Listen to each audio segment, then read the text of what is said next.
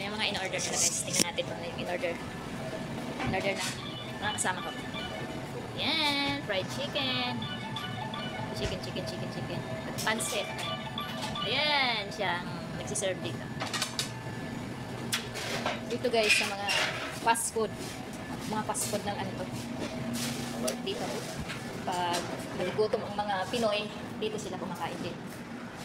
Ayan. Diyan sa mga naka-cubicle, dito guys, naka-cubicle, dito yung mga babae. Kasi kung maraming mga lalaki dito na kakain dito sa labas, sinisafe nila ang mga babae dito. Ayan, yung mga babae dyan. Para hindi sila nakikita ng lalaki. Kasi dito, hihiwalay ang mga babae at lalaki. Pero ngayon, walang gaano mga lalaki, kaya okay kami. Dito pwede kami dito sa labas. Pag crowded lang, dito mga babae. So ayan, dito ano lang to, sa labas ng highway. Inaantay pa namin yung ibang kasama namin na go-order dito. Ayan na sila, yung kasama namin. ayan na sila. So guys, ayan na yung chicken fry.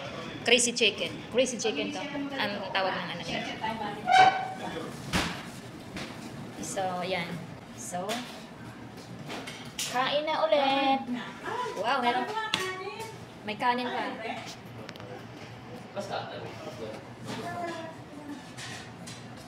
Lagay mo na dyan. Order mo na. So, may pansit pa yan, di ba? May pansit ka pa. So, ayan guys. Very high calories ito. Kaya mapapasuko na naman ako dito guys. Pero hayaan mo na. Puro hayaan mo na. Hayaan mo na kasi ngayon lang ako nito hahataw. At mamayang tanghali, mag-a-adjust na ako at mamayang hapunan. So dito oras dito guys, alas 10:30. Wala pa akong almusal. So dito ako okay lang na kakain ako dito ng medyo mataas. Mag-a-adjust na lang ako mamaya. So, ayan guys.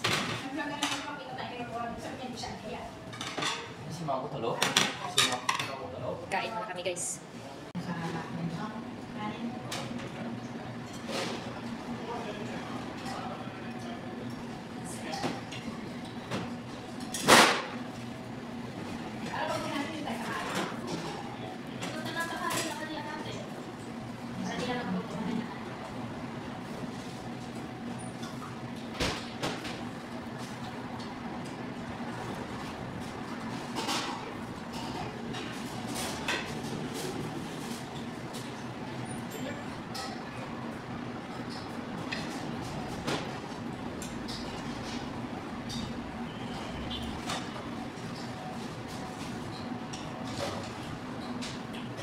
Rice.